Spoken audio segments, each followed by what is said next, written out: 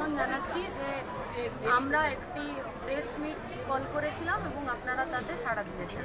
প্রথমবার নয়, আপনারা সহযোগিতা করেন।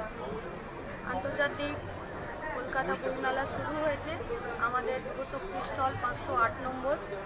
ফলত আমরা যখন আমাদের বুক স্টলে আছি, তাই আমরা আমাদের বুক স্টলের সামনেই এই প্রেস মিটটা কল করেছি। ডিওয়াইএফআই সবার জন্য কাজ ও শিক্ষার দাবিতে লড়াই করে এবং সেই লড়াইয়ের অংশীদারিত্ব হিসাবেও আমরা ইনজাস্টিসের বিরুদ্ধে, অন্যায়ের বিরুদ্ধে, নাইনসাফির বিরুদ্ধেও এই লড়াইটা আমাদের টানা চলছে। আপনাদেরকে মূলত নির্দিষ্ট কয়েকটি বিষয় আমরা আমাদের সংগঠনের পক্ষ থেকে জানাতে চাইছি। প্রথম আমরা জানাতে চাইছি যে আমাদের রাজ্য সম্মেলন 21, 22, 23 জুন 2025 সাল আমরা আমাদের রাজ্য সম্মেলন করব। এটা মুর্শিদাবাদে আমাদের এবারে রাজ্য সম্মেলন হচ্ছে। ডিওয়াইএফআইয়ের মেম্বারশিপ বছরের শেষে আমরা ক্লোজ করি। সারা বছর ধরে আমাদের সদস্য পদের কাজ চলে, সেই কাজ আমরা শেষ করেছি। এবারেও আমাদের সদস্য পদ বেড়েছে 51,000-এরও বেশি। আমরা 2021 সাল থেকে 2024 সালের যদি আমরা এই টার্মটা দেখি, তাহলে এই সময়কালে আমাদের 2,30,000-এর কাছাকাছি মেম্বারশিপ হয়েছে। যারা মেম্বার হয়েছেন তারা নিজেদের ইচ্ছেতেই মেম্বার হয়েছে ডিওয়াইএফআই। আমরা জানি এর থেকে আরও অনেক বেশি সাধারণ যুবদের কাছে কাজ ও শিক্ষার দাবিতে, বৈজ্ঞানিক সমাজতন্ত্রবাদের পক্ষে আমাদের যাবার আরও অনেক স্কোপ আছে। কিন্তু 2011 সালের আগের থেকে গোটা পশ্চিমবঙ্গে যে গণতন্ত্রের অনুপস্থিতি রয়েছে, সেই অনুপস্থিতির কারণে এবং আক্রমণ এখনো পর্যন্ত কাজের জায়গায়, গ্রামাঞ্চলে, একটু ইন্টেরিয়ারে যা রয়েছে, এই দুটোকে অতিক্রম করে, এই দুটোকে প্রতিহত করেই আমাদের কমরেডরা এই প্রতিকূল পরিস্থিতিতে গোটা সংগঠনের নেতৃত্ব থেকে কর্মী তারা নিচে নেমে সাধারণ যুবদের কাছে যেভাবে পৌঁছাতে পেরেছেন, তাতেই আমাদের এই সদস্য। আমাদের সদস্য পদের কোনো অনলাইন ব্যবস্থা নেই। মানুষের কাছে গিয়ে আমাদের নির্দিষ্ট দাবির ভিত্তিতে, নির্দিষ্ট বয়সের ভিত্তিতেই আমাদের এই সদস্য পদ।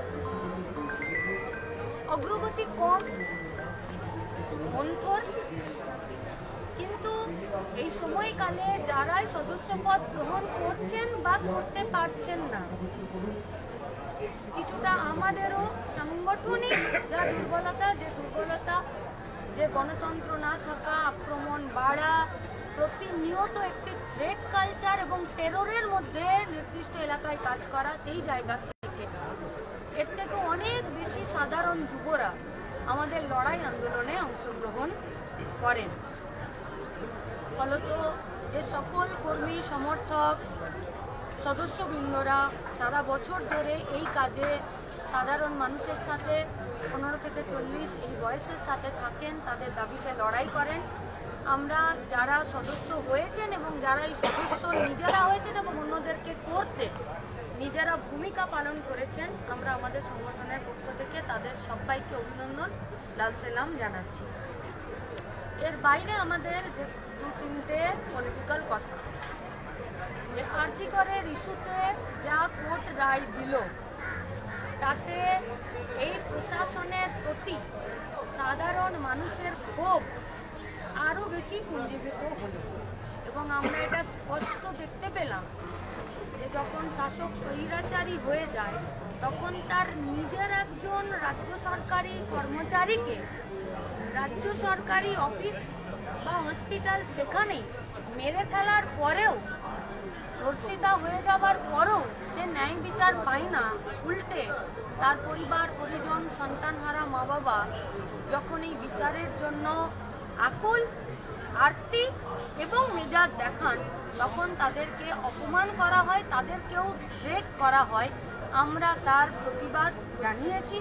আজকেও আপনাদের মাধ্যমে আমরা বলছি, যারা এই কাজ করছেন চরম অরাজনৈতিক। কারণ প্রশাসনিক চেয়ারে বসে কোনো একজন বিচার প্রার্থীকে কেউ এইভাবে তাকে শাসাতে পারে, ফলত চরম অমানবিক। একজন সন্তানারা মা বাবা যে তার মেয়েকে ডাক্তার করতে চেয়েছিলেন সমাজের স্বার্থে, একটি ব্রেনি স্টুডেন্ট, এমনিতেই পশ্চিমবঙ্গ থেকে ক্রিম ব্রেন প্রতিদিন বাইরে চলে যাচ্ছে, কারণ এখানে কাজের সুযোগ নেই। সেখানে যখন একটি ব্রেন এই পশ্চিমবঙ্গে কাজ করছিল, সেই মেয়েটিকে, সেই ডাক্তারটিকে তার সব থেকে সেফটির জায়গাতেই তার উপরে চরম পাশবিক নির্যাতন করে তাকে খুন করে দেওয়া হলো। আর সেই সন্তানারা মা বাবা যখন তার এই বিচারকে না মেনে নিতে পেরে তারা যখন প্রতিবাদ করছেন, তখন তাদের পক্ষে যা মনোভাব এবং মন্তব্য করা হচ্ছে তা চরম অমানবিক এবং এটি চরম অসভ্যতম মন্তব্য, চরম অসভ্যতম। কারণ যখন সরকার নির্বাচিত হয় তখন তার মূল কাজ হলো দায়িত্বশীল হওয়া, রেসপন্সিবল হওয়া, দায়িত্বের জায়গায় থেকে মানবিক হওয়া, নমনীয় হওয়া। এই গোটা বিষয়টিকে পায়ে জমা করে দিয়ে যেভাবে ওই পরিবারটির প্রতি তারা আচরণ করছেন এবং বিচার চাওয়াটাকে যারা আসলে পুত্র স্বার্থে রাজনীতি করতে এই বিষয়টাকে নেগলেক্ট করতে চাইছেন, এ গোটা পশ্চিমবঙ্গের শুধুমাত্র ডিওয়াইএফআই নয়, এ রাজ্যের সাধারণ মানুষ এর যোগ্য জবাব দেবে। 2, আরজি করের ইস্যুটা শুধুমাত্র একটি ডাক্তার মেয়েকে ধর্ষণ ও খুনের ঘটনা নয়, এটির পিছনে পাহাড় সমান দুর্নীতি আছে। প্রিন্সিপাল সন্দীপ ঘোষ, কলকাতার কমিশনারেট, স্বাস্থ্য দপ্তর, তার সচিব, এমনকি তার মন্ত্রী এবং ওখান থেকে শুরু করে ছানাপোনা সবাই মিলে এই যে দুর্নীতির পাহাড় গড়েছে, এই দুর্নীতির পাহাড়ের যে জ্বলন্ত শিখা, সেখানেই ওই মেয়েটিকে মরতে হয়েছে। আমরা মেদিনীপুরেও দেখলাম যে সেই জাল স্যালাইনের কথা। আমাদের কাছে এই ছবি পরিষ্কার যে একটি স্যালাইনের বোতলে ফাঙ্গাস ঘুরছে। আপনাদেরকে নিশ্চয়ই ছবি আমাদেরকে দেখাতে হবে না, আছে আপনাদের নিশ্চিতভাবে সবার কাছে আছে, আপনারা চাইলে আমরা দেখাতে পারি। দেখাবো কি না? আছে আপনাদের কাছে, আছে। তাহলে স্যালাইনে ফাঙ্গাস থাকছে, সাধারণ মানুষ। আচ্ছা, এই স্যালাইন কোথায় পাওয়া যাচ্ছে? সরকারি হসপিটালে। সরকারি হসপিটালে যে স্যালাইন ফ্রিতে পাওয়ার কথা এবং ফেয়ার প্রাইস শপে যে স্যালাইন 13 টাকায় পাওয়ার কথা, সেই স্যালাইন আজকে তার ম্যানুফ্যাকচারিং বন্ধ করা হলো, তাকে রিজিউম করা হলো। বাইরে থেকে ওইসব স্যালাইন চড়া দামে কিনতে হচ্ছে। তাহলে 2 টাকার টিকিট কেটে যে গরিব মানুষ সরকারি স্বাস্থ্য পরিষেবার উপর নির্ভরশীল, সেখানে এই যে প্রত্যেক দিনের প্রয়োজনীয় ন্যূনতম যে ওষুধটি, যার নাম স্যালাইন, তার জন্য যদি মানুষকে এত হয়রান হতে হয়, এর দায়িত্ব সরকারকে, স্বাস্থ্য দপ্তরকে নিতে হবে। 1.5 মাস 27টা দিন, ডিসেম্বরের 12 তারিখে ম্যানুফ্যাকচারিং বন্ধ করলো সেন্ট্রাল ড্রাগ কন্ট্রোলার, রাজ্যের ড্রাগ কন্ট্রোলার এবং কর্ণাটকা থেকে আসা স্বাস্থ্যের সঙ্গে জড়িত লোকজনরা। তারা এসে ইন্সপেকশন করলেন, ভুরি ভুরি অব্যবস্থা পাওয়া গেল, ভুরি ভুরি। যেখানে প্রচুর প্রচুর প্রচুর অব্যবস্থা, ডাক্তারি টার্মে, মেডিকেল লাইনে। আমরা সেসব কথা আপনাদেরকে বলতে চাইছি না, পারবো না বলতে। শুধু এটুকু আমরা বুঝেছি যে কিনেছে এক উপাদান, ইনগ্রিডিয়েন্ট, তার স্টক রেজিস্টার মেনটেন করেছে। যখন বলছে আমি কি দিয়ে বানিয়েছি স্যালাইন, তখন দ্বিতীয় উপাদানের কথা বলছে। আর যখন স্যালাইনের গায়ে মনোগ্রাম লিখেছে, তখন তাতে 3 নম্বর উপাদানের কথা লিখেছে। কোনটা ঠিক? আমি যদি সহজ করে বলি, ধরে নিন একটা সবজি 3 ভাবে ঝাল হতে পারে। আপনি গোলমরিচ দিতে পারেন, আপনি লঙ্কা দিতে পারেন, এবং আমাদের রাজ্যের উত্তরের দিকে একটি চুই ঝাল বলে একটি গাছের ডালপালা শেকড়ের মতন পাওয়া যায়। 3টে দিলেই সবজি ঝাল হয়ে যায়। এরা পশ্চিমবঙ্গ ফার্মাসিউটিক্যাল যখন স্যালাইন বানানোর জন্য উপাদান, তখন বলছে আমি গোলমরিচ কিনেছি। যখন বলছে কি কি তোমার রেসিপি, তখন বললো আমি কাঁচা লঙ্কা দিয়েছি। আর যখন মনোগ্রাম লিখেছে তখন বলছে আমি চুই ঝাল দিয়েছি। What is the correct? কোনটা ঠিক? কাকে বোকা বানাচ্ছে? আর এত সব দেখার পরে যখন ডিসেম্বরের 10 তারিখে তাকে তার ম্যানুফ্যাকচারিং বন্ধ করলো এবং সেটা সিএসডিসিও সেন্ট্রাল ড্রাগ কন্ট্রোলার যখন সেটাকে বলে দিল, তাহলে সেই স্যালাইনের ব্যবহার বন্ধ কেন করলো না রাজ্যের স্বাস্থ্য দপ্তর? কেন মেদিনীপুরের মাগুলোকে মরতে ছেড়ে দিল? কেন? কিসের জন্য? এই 27 দিনের দায় কে নেবে? কেউ নিতে চাইছে না। আচ্ছা, মেদিনীপুর থেকে কলকাতার রাস্তা ছিল 2 ঘন্টার, গ্রিন করিডোর করে আনা হলো। জলপাইগুড়ির মাটা কি পারলো আসতে? পারলো না। জলপাইগুড়ির মাটা মরে গেল জাল স্যালাইনের জন্য। মেটিয়াবুরুজের দর্জিরা 20 জন নিজেদের চোখের আলো হারিয়ে ফেললো, সেখানেও তো জাল স্যালাইন। তাহলে সরকার কি সব জায়গাতে নিজের হাত তুলে দেবে? আমরা গিয়েছিলাম সেন্ট্রাল ড্রাগের যে কন্ট্রোলার অফিস নিজাম প্যালেস, সেখানে ডেপুটি ছিলেন যিনি অফিসার, তিনি বললেন যে আমি কি করব বলো। এবারে বলেন সেন্ট্রাল ড্রাগ কন্ট্রোলার অফিসার আমাদেরকে জিজ্ঞেস করছে যে উনি কি করবেন সেটা আমাদেরকে বলে দিতে হবে। 6টা রিজিয়ন আছে আর 4টা ইন্সপেক্টরকে নিয়ে কাজ করছেন, তার মানে শূন্যপদ প্রচুর। রাজ্য সরকারি কোনো ওয়েবসাইটে কোনো ডেটা নেই ড্রাগ কন্ট্রোলার অফিসে কত শূন্যপদ আছে। 2018 লাস্ট দেখাচ্ছে, আর 2018 থেকে আমরা 2022 সাল পর্যন্ত ডিওয়াইএফআই পশ্চিমবঙ্গ রাজ্য কমিটি দুবার আরটিআই করেছি, সমস্ত রকম নিয়ম যা নীতি আছে তা যথাযথ পালন করে, কিন্তু কোনো পরিষ্কার স্বচ্ছ এবং সহজ উত্তর তাদের নেই। 2018 ওয়েবসাইটে পাওয়া যাচ্ছে যে মাত্র 2 জন কাজ করে, 88 জনের চাকরি ট্রাইব্যুনালে আটকে আছে। আর সেন্ট্রাল ড্রাগ হাউস বলছে যে আমার 6টা রিজিয়ন, আমাকে 4 জন ইন্সপেক্টর নিয়ে কাজ করতে হচ্ছে। তার মানে ওষুধের জাল কারবারিদেরকে বিনা বাধাই পশ্চিমবঙ্গে রমরমিয়ে জাল ওষুধের ব্যবসা করানোর জন্য দুটোই স্বাস্থ্য বিভাগ, সেটা কেন্দ্রের হোক সেটা রাজ্যের হোক, তারা ছেড়ে দিচ্ছে। জীবন কার যাচ্ছে? আমাদের গরিব মানুষের। 77% শূন্য পদ সেন্ট্রাল গভর্নমেন্টের। এইটা গোটা পশ্চিমবঙ্গের স্বাস্থ্য ব্যবস্থাতে প্রাইমারি হেলথ সেন্টার থেকে শুরু করে স্বাস্থ্য সচিবের দপ্তর পর্যন্ত শূন্য পদে গিজগিজ করছে। কোথাও স্থায়ী চাকরির জন্য সঠিক ক্রাইটেরিয়া মেনটেনে কোনো রিক্রুটমেন্ট নেই। আর তার থেকেও বড় বিষয় হলো আপনার কাছে কোনো ডেটা নেই, কোনো ডেটা নেই। কতজন চাকরি করতে চায়, কতজনের চাকরি হবার জায়গা আছে, কি ক্রাইটেরিয়ায় কত ভ্যাকেন্সি আছে, কিচ্ছু নেই। এরকম করে যাই হোক একটা রাজ্য চলতে পারে না। আমরা সেন্ট্রাল ড্রাগ হাউসে ডেপুটেশন দিয়েছি, সেই ডেপুটেশনে তারা আমাদেরকে যা বলছেন, আমরা বলেছিলাম যে আপনারা কোন কোন সংস্থা ইন্সপেকশন করলেন, কি পেলেন। কথা বলতে বলতে পশ্চিমবঙ্গ ফার্মাসিউটিক্যাল থেকে ফার্মা ইনফেকশন নাম বেরিয়ে গেল। তাহলে পশ্চিমবঙ্গ ফার্মাসিউটিক্যালকে রিজিউম করে ম্যানুফ্যাকচারিং বন্ধ করে যে ফার্মা ইম্পেক্স থেকে স্যালাইন ব্যবহার করতে দিলেন, কালকে বলছেন আমরা ওটারও ম্যানুফ্যাকচারিং বন্ধ করে দিলাম। প্রথমবার বোঝা গেল যে এরা রুটিন ইন্সপেকশন করে, রিপোর্ট আপলোড করে এবং খারাপ রিপোর্ট পেলে তবে আপলোড করে।